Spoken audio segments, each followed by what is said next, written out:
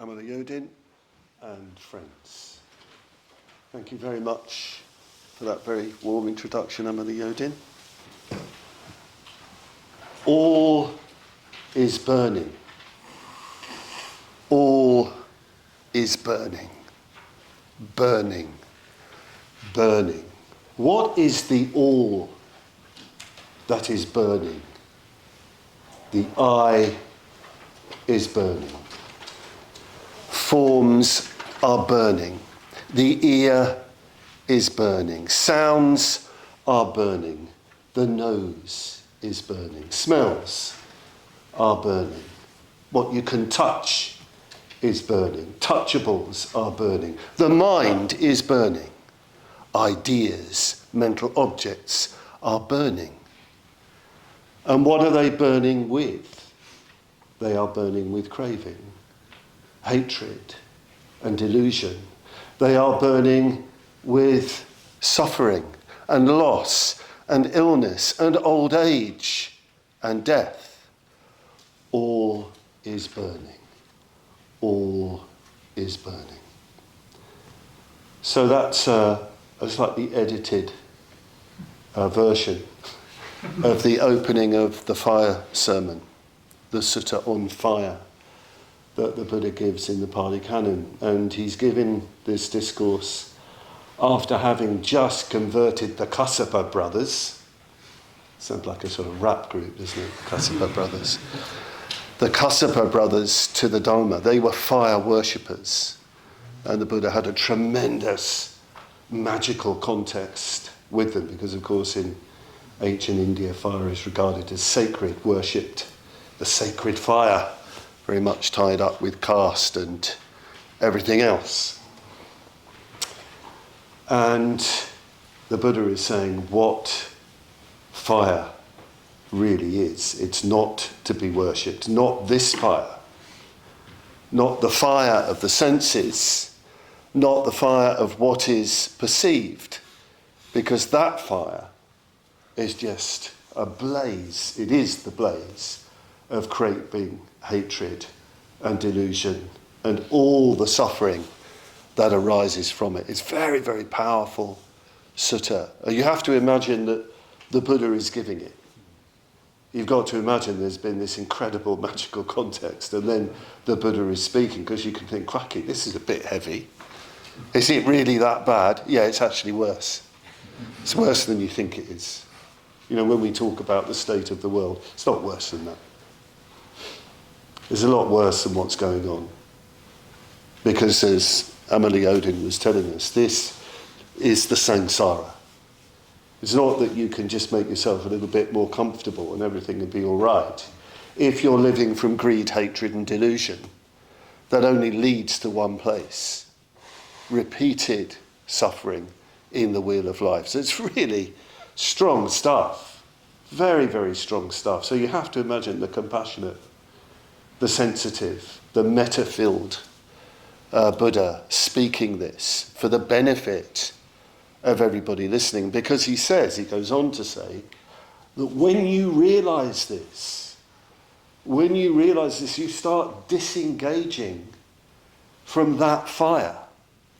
You take charge of your life. You're no longer the victim of your conditioned responses. You start to leave the burning house. There's a whole other way of talking which is to do with the more creative, as it were, the more developmental side of Buddhist practice. But we need this critique of how we are. We need to get to grips with our craving, hatred and delusion. And of course, when the Buddha is talking, we can think, yeah, but I don't crave that much. I'm okay, the odd cake, and I overeat a bit, and this, that, and and I'm not hateful really, and I'm not that deluded, a bit confused, but I read The Guardian, so everything's all right. And so on and so forth. But actually, no, this is deep stuff. Craving in Buddhist traditions is an existential response. It's not just a craving for sense experience, it's a craving for being. We're addicted to being a particular person with a particular identity in a particular world. That's the sort of root fire, if you like, that needs to go out. And you see it sometimes when certain things, certain cherished opinions, ideas, or your whole sort of setup gets a little bit questioned. Suddenly out comes the righteous indignation. Out comes immense confusion of thought. These things run extremely deep. This is the burning house. We are the burning house. We are the house. And we are in the house. And we make this house of greed, hatred and delusion with one another. Very often in Buddhist tradition, the house is the symbol of the body and the senses. You get this in the illustration of the 12 cyclic nidanas, a house with 6 apertures, windows and a door. That's as it were, ourselves. That's what we are. We sometimes have dreams, don't we, when we're in a house. When Amala Yodin was telling the story of the burning house and describing the house, I suddenly remembered recurring dreams where I'm in a really complicated building, and I'm trying to get out of this place, or I've forgotten something in a room, and I'm going up and down stairs and little passageways, and and of course that's me.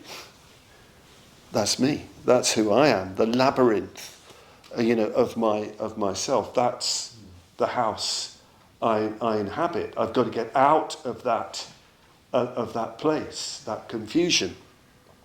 So we are the burning house. That's what we've got to get out of. And of course, the Buddha, it's very interesting, the context of the parable in the White Lotus Sutra, which is the sort of theme of the year for Padmavajra.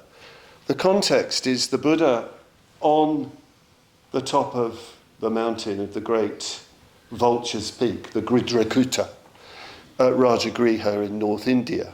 But it's not a really historical Vulture's Peak. I've been on pilgrimage to the Vulture's Peak. This great rock outcrop where the Buddha, merging out of the plains where the Buddha used to stay and look out on the city of Rajagriha, and people would come to him. It was obviously a place been a place for yogis and meditators and the Buddhist community and other communities, since time immemorial.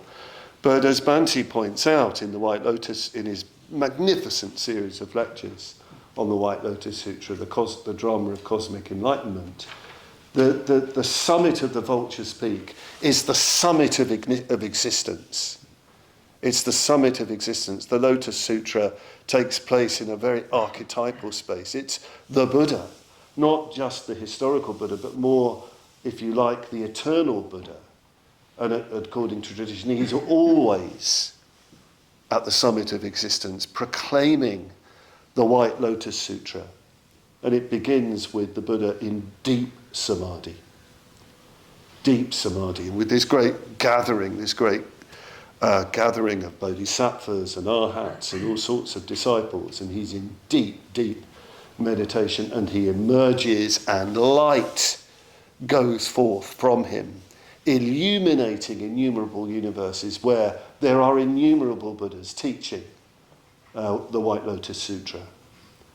And Manjushri has a thought, bodhisattva of wisdom, which has been put into his mind by the Buddha. The thought is, why is he doing this? What's going to happen? And he asks the question, and the Buddha says, there is a further teaching beyond what I've taught, beyond the Four Noble Truths, beyond nirvana. There is a further teaching, and this is a shock to the assembly. A further teaching? But we know everything. A further teaching, and actually 500 monks walk out. They don't want to hear what their teacher has to say. It's like that, isn't it?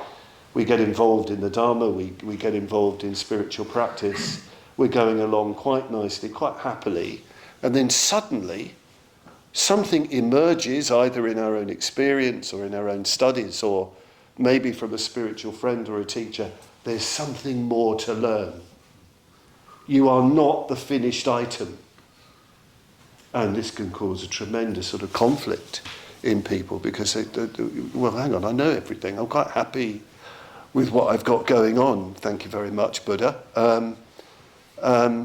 And sometimes you have to, you can't stay because you are happy with what you've got, because this new teaching might be very uncomfortable. I see this a lot in our movement. You get people coming along very inspired, really up for it. And then they start hitting different kinds of material, maybe in themselves, maybe in the Sangha, maybe in the Dharma, which they find unacceptable to the nice Buddhist groove they've got into. They feel disrupted by that. And of course, that's a really, really good thing. Sometimes people have said to me, by the way, the ordination process doesn't suit me. It doesn't suit me. It's not, I want an order, it's not bespoke. And I said, well, since when has any Buddhist training suited anybody? If you look at the entire Buddhist tradition, every single Buddhist practitioner has been uncomfortable and unsettled. Their particular conditioning, starts encountering something much bigger, difficult teachers. We've got this idea that teachers should be lovely and nice and kind and accommodating, and they make us feel good and so on. I don't think there's any Buddhist teachers who've ever actually done that. I mean, some of them really gnarly, difficult blokes, and women too, but people want the teaching, but they have to put up with quite a lot. That's part of the training. You've got to get robust. You've got to get strong, if you want to live this life, because you're being told how to leave a burning house. That's the perspective. So anyway, the White Lotus Sutra has a lot about genuine spiritual receptivity. And Sariputra, who is an enlightened disciple of the Buddha, he, of course, is, can you explain this further? Can you tell us more? I mean, the Buddha predicts, well, you're going to become a fully enlightened Buddha. And then the Buddha tells the parable of the burning house. And there's lots of parables that follow, which are about this whole thing of the Buddha's teaching is a skillful means. He offers something, that people particularly need, but he gives them so much more. And in a sense demands more. That is also the implication. But it's also, of course, a tremendous respect for the disciple. So what the Buddha is saying in the Lotus Sutra, everybody, every single being is capable of attaining supreme and full enlightenment. Not just a little bit of insight, but in time, over many, many kalpas, in time, you can be a Buddha, in the sense of rediscovering the Dharma, the truth, when it has been lost. You can go on that journey of the great Bodhisattva path. That's extraordinary respect for us, isn't it, really?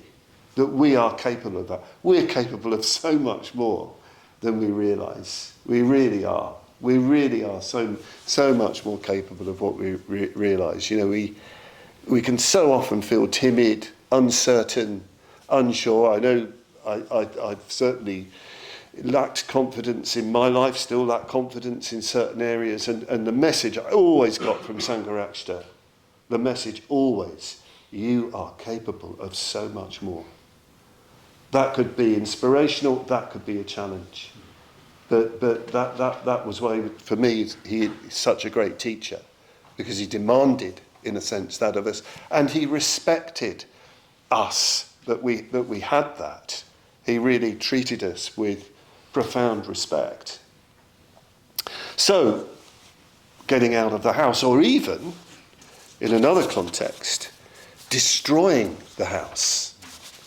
Destroying the house, this conditioned structure. Now that's even more extraordinary. Quite like the idea of getting out of a burning house. But listen to the Buddha's first words, according to some traditions. His very first udana, his very first verse of uplift found in the Dhammapada. Many a birth have I undergone in this process of faring on in the round of conditioned existence, seeking the builder of the house and not finding him. Painful is such repeated birth. House builder, now you are seen. Never again shall you build me a house. Your rafters are all broken, your ridgepole shattered. The conditioned mind too has gone to destruction. One has attained to the cessation of craving. And it's very kind of destructive language, but the vibe is, the mood is, in the Pali, of liberation. Of breaking out of what imprisons you. This house, this prison that you've created out of craving, out of your conditioning, out of delusion. You have to find who is the house builder. It's in you. I mean, the Buddha is sort of almost turning it into a figure like Mara or something like that. But Mara is nothing other than our conditioning, nothing other than our habitual conditioning. Particularly here, I think, is valuable the teaching of the Yogacara school. The Yogacara school is one of the great Mahayana traditions, very rich school, a very complex school with all sorts of different developments. And they speak of not just 6 consciousnesses, but 8 consciousnesses. We have 8 vijnanas, 8 discriminating consciousnesses. We have seeing and hearing and smelling and tasting and touching. We know those senses. We also have the mind, which perceives mental objects. And we have something else. It's called sometimes the manas, sometimes the klishto manovijnana, the defiled mind consciousness. And it's the consciousness which believes that we have a really existing separate self, and we really believe that there is a really existing separate others. So this is the great delusion. Underneath, as it were, the defiled mind consciousness is what's called the Alaya Vijnana, the store consciousness, the consciousness that stores all the effects, the traces, the seeds of our volitions, skillful, unskillful. Then nothing gets lost. Everything pours into that stream, which is the store consciousness, and under certain conditions, they flare up and we experience their effects. Nothing is lost. Nothing is lost at all. It's like, our traces on the internet. Nothing is lost at all. That's a terrible thought, isn't it? But it's worse than that. It's worse than the internet, because these are like everything. Body, speech, mind, everything. Which is also very inspiring, because it means none of our skillful actions are lost. They will rise up under the right conditions. And that's the important thing we have to hold on to, I think. And we're not just doomed. But there's a lot of talk about the environment and not polluting the environment. Well, what about the pollution of the Alaya Vijnana, the stream of consciousness? That's very polluted. That needs a really good purification. And one of the things that happens with this Alaya Vijnana, it keeps perpetuating this Klishto Manovijnana, this firm belief that I am a separate, individuated self in relation to others. That fundamental delusion, and out of which comes craving, hatred, jealousy, resentment, envy, conceit, all those things come out of that fundamental delusion. I remember Sangharakshita starting a talk in India when I was there with him in the late 1970s. Big talk, never seen so many people at a talk. All these Buddhist people, Dalit Buddhists, so-called ex-untouchable Buddhists. Many of them were very poor, many of them very uneducated, some even illiterate. Tremendous atmosphere. I'd never seen this before. 3,000 people chanting the refuges and precepts. Loads of garlands being offered. Tremendous atmosphere of devotion and eagerness for the Dharma. And Sangharakshita Bhante started a talk by expounding the Yogacara system of consciousness. This quite complex system. And I thought, hang on, what are you up to? What are you doing? And of course, people were riveted, absolutely with it, on the edge of their seats as he went through this sort of slightly arcane Buddhist psychology. And when he got to the Klishto Manovijnana, the defiled mind consciousness, the consciousness that invents self and other, the consciousness that, sort of creates all the distinctions, all the unhelpful distinctions in life. He said, this is where caste comes from. This is where untouchability comes from. This is where injustice comes from. It comes from deep within our consciousness. And of course, there was a huge applause. People understood that. They got that because they experienced that. And then he started to open up. Well, how do you dissolve that? How do you change that? How do you smash this prison? How do you destroy the house builder? Very, very inspiring material. So even this, quite complex Buddhist psychology and even metaphysic, it has practical application. Sangharakshita used to say that some of his educated Indian friends said, Sangharakshita, why are you teaching this Buddhism to these poor and illiterate people? They won't understand. They won't get that. They're poor, illiterate, uneducated. And Sangharakshita said, no, they're intelligent. They do understand. If you communicate it practically, of course they understand. The Dharma is for everybody. And he was very, very, very, very committed to that. To communicating the wealth of the Dharma to each and everybody. So yes, we've got to start breaking down this division between self and other. So how do we do that? So I'm going to talk about, well, in a sense, creating another kind of house. We can leave the burning house. We can destroy the house. They're all good metaphors. We can build another kind of house. We can create a different kind of building. And the Buddha does give a teaching on this, where he gives a teaching where he talks about, in a way, the creation of a palace. Because his final point is, in the teaching, is that the pinnacle of the palace, the spire that goes up at the top of the palace, is the most important part of the building. That sort of carries everything up into it, needs everything else.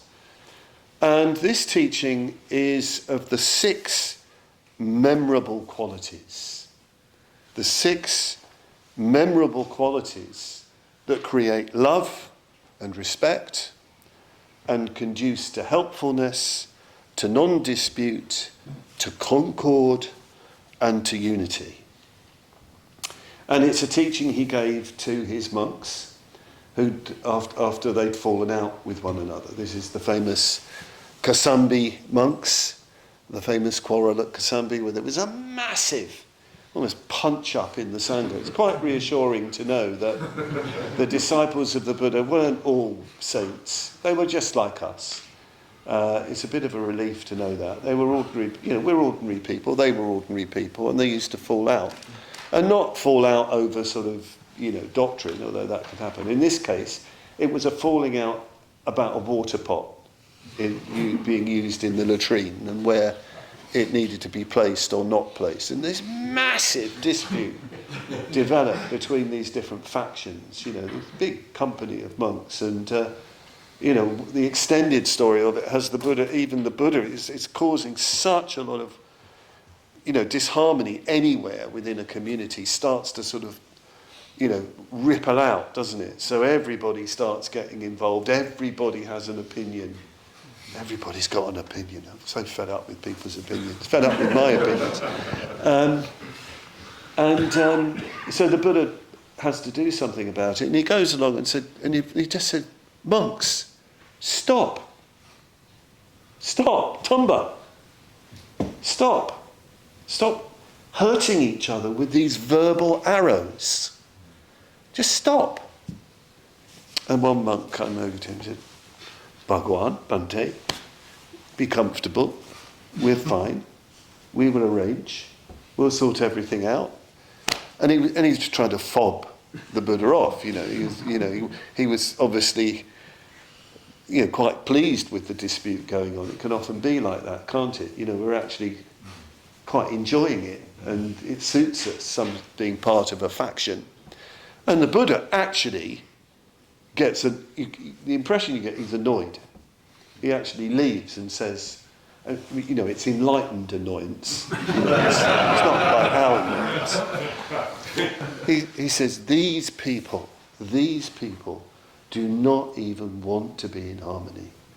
There's nothing I can do. So he goes off to the jungle and has a wonderful communion with an elephant who'd had a sort of parallel problem with all sorts of young bulls trying to, give him a tough time. And the cow elephant, wanting a particular kind of attention. So he goes off, and the two have this incredible communication.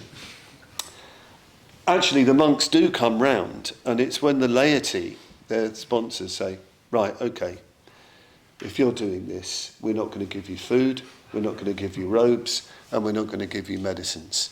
Within a day, they've made up. I mean, it's often like that, isn't it?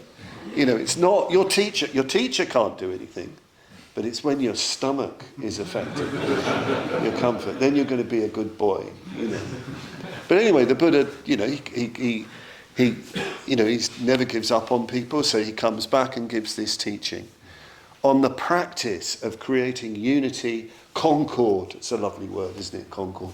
One heart, not just harmony, one-heartedness within the Sangha, and also helpfulness, respect. It's a very interesting word. We need to respect one another. And I think this teaching is really valuable in this day and age where there is, as Amala Yodin said, it is in every age, but where there's so much disharmony and division and outright hatred and conflict, we can demonstrate, we can write letters, we can wring our hands. We've actually got to create a different kind of community. We've got to do something. And it's no good just demonstrating and shouting and standing outside politicians' homes or whatever it is you do. That's easy. You've got to create a community. You've got to create a house, which is a community. I think this is, whether you're Buddhist, whatever you are, you have to demonstrate a different kind of way of being together. And that is not easy. That's the greatest creative act that you can do. To get involved with people and create something which demonstrates a unified, harmonious community where everybody is respected, where everybody's human dignity is respected, and where everybody is coming together deeply and profoundly. That's what we have to do, and it is not easy. So what are the things that the Buddha teaches for the creation of this house? Well, the first three are metta, are to do with loving kindness, goodwill, friendliness. He says, here a monk maintains bodily acts of loving kindness both in public and private towards his companions in the holy life. Here a monk maintains verbal acts of loving kindness both in public and in private towards his companions in the holy life. and he maintains mental acts of loving kindness, both in public and private, towards his companions in the holy life. So, wow, what a beginning.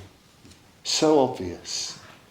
The practice of friendliness, the practice of metta in body, speech and mind. This needs some pondering, and I'm still pondering it. We think of metta as a meditation practice, don't we? The Metta Bhavana, and it's a very important meditation practice, which for some reason people seem to have difficulty with. But metta isn't just a meditation practice. Metta is life practice. It needs to pervade all of your actions, not just your actions, but your very presence in the world, your very presence in relation to other people. The bodhisattvas are said to be Maitri Maya. They are made of loving kindness. Their very presence is loving kindness. Their very presence is a quality of attention that really takes in the other vividly. They regard the other as much of a self as they are themselves. You know, when I was talking about seeing through self and other, breaking through self and other, what that really means, it doesn't mean that we all just disappear into a mush. What it means is a quality of consciousness which is out there, where you can, as it were, feel others as you feel yourself. You have that same quality of care and attention. In other words, you're no longer just at the centre of everything, with everything just drawing back to you. In the Yogacara, they talk about the paravritti, the turning around in the deepest seat of consciousness, the revolution in the base. That's B-A-S-E, not B-A-S-S. Revolution. Though I like the idea of revolution in the base, double S. Anyway, going off my point. But the revolution in the base, that turning around, is a turning around from you being the absolute centre of everything. There's this complete change. It's almost unimaginable, where your consciousness is so attuned to others. And of course, it's a very robust consciousness. I think there's another thing that people don't understand about metta. People think metta is about being nice, being pleasant. And of course, it is important to be pleasant. But metta is a robust emotion, and it needs to pervade all of our actions. And it's very empowering, to use that modern word, when you practice metta. It means you are in charge of your responses. You're not the victim of what people present to you. People might be indifferent to you, they might be insensitive to you, whatever it might be, you still respond with friendliness. Friendliness is an act of strength. In India, an order member friend of mine, an Indian order member friend, was giving a talk on metta, and he was talking to a number of Buddhist activists, much more sort of concerned with political action, and they said, well, metta makes you weak. And he said, metta mazboot ahe. Metta is strength. Metta is strength. And it's interesting, Dr. B.R. Ambedkar, Babasaheb Ambedkar, who did that tremendous act of converting to Buddhism and bringing all of his, so many ex-untouchables into Buddhism, absolutely reviving Buddhism in India in 1956. He was the first law minister of the government of India. He framed the Indian constitution. This man who'd suffered so much injustice, who was denied so much, became one of the most qualified, the most qualified in India in his day. He made fraternity, and by fraternity he meant metta, as being absolutely fundamental to the Indian constitution and to the Indian nation. Doesn't mean it's practiced. But he's saying if you want a just society, there has to be metta. There has to be goodwill to bring this about. There has to be that revolution in your behaviour, in your actions. Of course, sometimes we don't feel it, do we? I remember Sangharakshita with a group of quite famous Buddhist teachers on a panel discussion in Berlin, not long after the wall had come down. And the Buddhist teachers were being asked, what do you need to do to attract people to the Dharma? And one of the Buddhist teachers said, be happy and smile. And Sangharakshita said, I disagree. I half agree, but I don't fully agree. He said, because we can't always be happy. We can't. And he actually said to this teacher, he said, well, no, before I saw you here, I thought you looked a bit unhappy, if I may say so.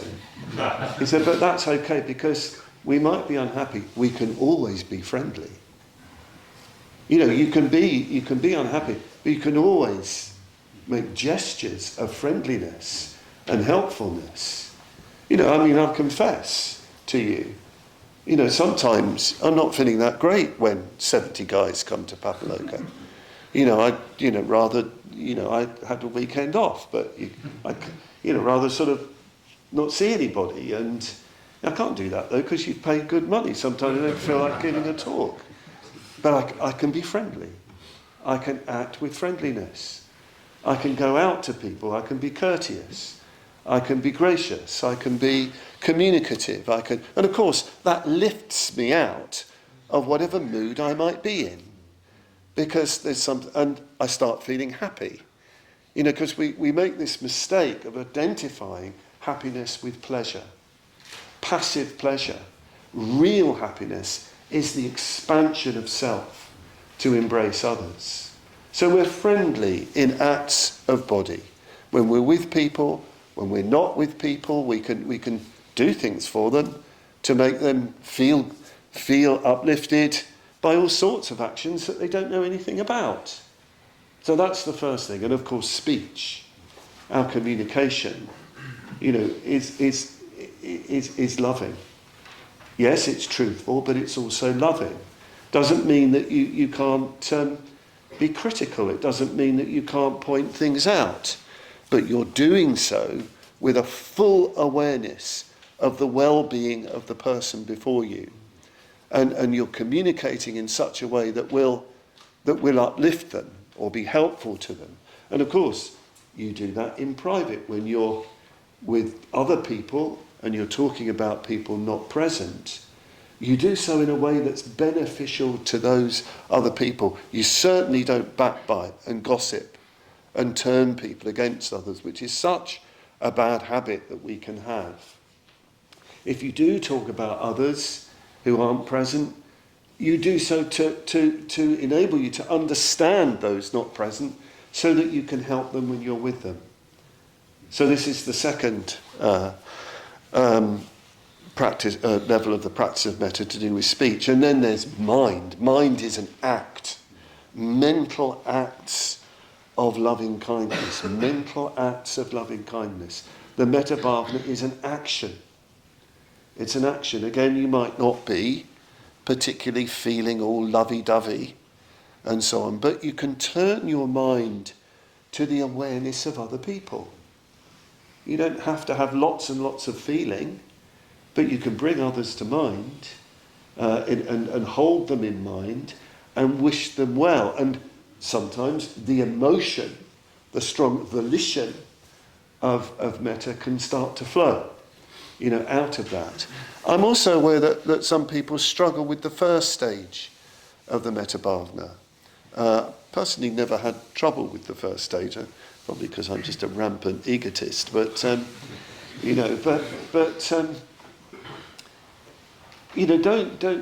the first stage, the first thing really to do is to recognise what you have. Recognise that you're a human being and you're alive. And you've got so much going for you.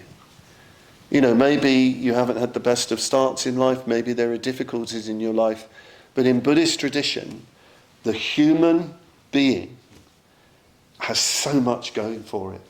With this humanity and with this special consciousness that we have, that can reflect on experience, that isn't just trapped in sense experience, driven by craving, we can create something extraordinary. So spend time recollecting what you have, recollecting what you've been given, recollecting that you have immense freedom. We have extraordinary freedoms in this world. We're often complaining about what we don't have and how bad the government is and everything else. But hey, look, we're able to go away on a weekend and in a fantastic space and meditate and talk Dhamma. We can develop ourselves. Okay, it's not easy, but we're free to do that. In some parts of the world, we would not be able to do that. So, yes, metta. Sangharakshita was very strong on metta. Very strong, and not just metta, but karuna, compassion, mudita, sympathetic joy, and upeksha, which is the equality, if you like, of love for everybody, of metta for everybody, and as well as the other positive emotions, faith, devotion, reverence. And in one lecture he said, without strong positive emotion, there is no real spiritual life. He makes the point, we're not kept going by abstract ideas, a few Buddhist ideas. It's emotion that needs to be awoken in our spiritual life. Positive, robust emotion, led by metta. And he even said on one occasion that metta is the lifeblood of the order, of our Triratna Buddhist order. And we in the early days when I was first ordained, with the order Metta Bhavna, generating metta to all other order members throughout the world was an absolutely religious practice. Every Friday night at 7:00. And when I went to India with Lokamitra, we'd get up at 12:00 so that we could tune in to our brothers and sisters in, particularly in Britain, to do the Metta Bhavna with them. So it should be a religious practice, metta. I do the Metta Bhavna every day, without fail. It's not necessarily a very long session, but I find it absolutely indispensable for really trying to live metta in my life, because I really do believe it's liberating for myself and others. The next thing that the Buddha talks about is sharing. Of course, the bhikkhus, they've gone forth. They don't really own anything, just their begging bowl and their robes and a needle and thread. They beg their food, but the Buddha still says, if you want to have a community that's unified, that is full of mutual respect and helpfulness, you need to share everything, even the contents of your begging bowl. You will share with your fellow monks. And of course, you can imagine it, can't you? There's probably some monks that the laity really like. Maybe they're kind of good-looking monks. You do have good-looking monks with robes look good, and maybe they're really kind of charismatic teachers. We'll give them more food. Well, no, you share that. You don't just think, great, I'm getting all this stuff. You come back to the vihara and you share it with other people, so that there's no sense of you being you're sort of keeping something for yourself. You want it to be shared throughout the community. And, this is, so important. Okay, we're not monks, but sharing, not just generosity, but sharing. So much we can share. The things we have in our possession, we can share with each other within the Sangha, or with whatever community you're creating.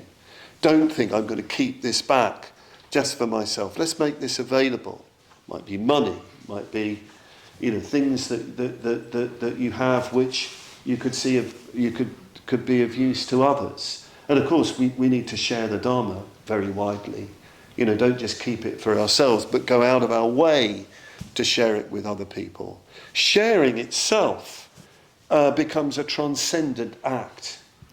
Many years ago, Sangharakshita did a seminar on a rather unusual text here at Padmavajra called The Duties of Brotherhood in Islam, because he thought it was a really good text on friendship, and he was at that time very keen in exploring friendship in different traditions. And the text is by that great Muslim thinker, teacher, spiritual practitioner, who eventually became a Sufi, Al-Ghazali. And it's very interesting, the duties of brotherhood in Islam, because he talks about the different sort of levels of sharing with a brother who you're sort of contracted to in a very positive way. You're really committed to the friendship. You know, you can think in terms you've got a bit extra, so you can have that, or of dividing. He said they're all not good enough. You've got to reach a point where whatever is yours is your brother's. And he tells the story of a famous Muslim, famous Sufi, who goes away on business or on Hajj or something, and he comes back to his home, and I think it's his wife tells him, well, your brother, your friend, he came while you were away, and he went to your chest and took out all the gold and left. And this man who'd come back said, verses of, in Arabic of praise, and he said, I have a true brother. I have a true friend. Someone who can take everything. That means there's no separation. I mean, that is, again, transcendence. It's I don't know how I would feel if I went back to my bedroom and all my books were gone and so on, and somebody said, "Oh, your friend took them." But that's the level we're aiming for, where there isn't that possessiveness, where there's that surrender, if you like, to others, that level of sharing. So think about sharing. Think about how you can share. Then the next thing that the Buddha talks about, the fifth thing, is that you have a common moral code. You have common virtue. You have the same moral precepts. That creates unity and harmony and helpfulness within the community. This is really important and really interesting. And of course in our Buddhist community, our moral code are the precepts, the 5 precepts, the 10 precepts. We're unified by those great, deep ethical training principles. And these principles are based on truth. They're known as natural morality. They're great ethical principles that apply absolutely everywhere. Abstaining from harming living beings, or love, abstaining from taking the not given or generosity, abstaining from sexual misconduct or contentment, abstaining from that which causes intoxication or mindfulness and awareness. These apply everywhere. They're not to do with sort of cultural circumstances. These describe the way a Buddha is. A Buddha naturally loves. A Buddha is naturally generous. A Buddha is naturally content. The Buddha speaks the truth. A Buddha is always mindful. His realization of Dhammata, of the Dharma-ness, the truthfulness of things, his enlightenment means he's like that. So our moral practice is based on the way a Buddha is. And so we take it as if they are really our most holy values, if you like. And we don't break them. We don't break those precepts. We deepen those precepts. I'm reminded here again of Dr. Ambedkar, Babasaheb Ambedkar, when he talks about what replaces God in Buddhism. What is the most holy, the most sacred thing in Buddhism if you don't have a creator God? He didn't say the Buddha, he said Dhamma. And he said, but what is Dhamma? And he said, Dhamma is ethics. Ethics is Dhamma. Or Dhamma is morality. Morality is Dhamma. And what is that Dhamma? What is that ethic? It's treating everybody with respect. Treating everybody with respect. Treating everybody with metta. And he said, this morality is sacred and universal. It's the most holy thing. It's for all occasions, for every single person. The extraordinary thing with this, when you read Dr. Ambedkar's life story, when you talk to Buddhist friends who've experienced untouchability, it is so extraordinary that he can say that. That this morality is sacred, that you never, ever break the first precept. You know, and he knew what it was to keep that precept in a world where the threat of violence and actual violence was always present. Quite an extraordinary man. It's the truth of, here in this world, hatred never ceases through hatred. It only ceases through love. This is the eternal law, the Sanatana Dhamma, the eternal law or the eternal truth. We can feel very tempted sometimes, you know, if somebody's dishing it out, to come back and dish it back. And the Buddha is saying no. That just perpetuates the cycle. That just keeps the house burning. You break the cycle. The cycle stops here. This is the most sacred act, to put another before you, to respect and even revere all others. You find this very strongly in the Mahayana in Shantideva. He starts saying, actually, you should treat everybody as if they're a Buddha, because everybody is teaching you how to be patient. And don't we know it sometimes? How patient we have to be, how loving we have to be when somebody is really, really testing you. He said, no, that's great. They're your greatest spiritual friend. They're just like the Buddha, because you've got to bring forth such a robust love, such a fearless, courageous, clear, wise, loving kindness in relation to that. And then the final thing that the Buddha mentions is the view. And he says, this is the pinnacle of this great palace that brings about this unity and common-heartedness and respect and helpfulness within a community, within a sangha. It's the pinnacle. It's the pinnacle that brings it all together, that makes sense of everything. The view or the vision of life, the deep vision of life.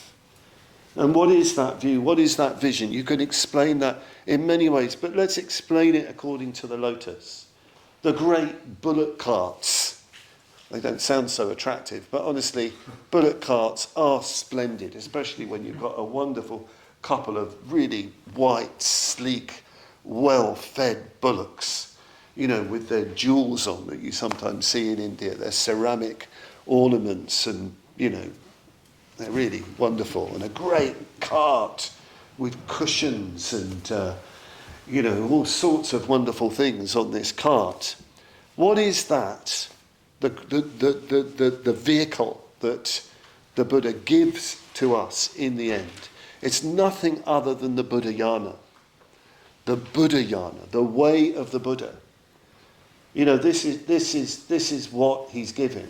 That actually all spiritual practice, if it's worthy of the name, must lead to the absolute fullness of wisdom, the most profound realization of the way things are, completely unified with this fearless, courageous, loving kindness and compassion that becomes our instinct, if you like.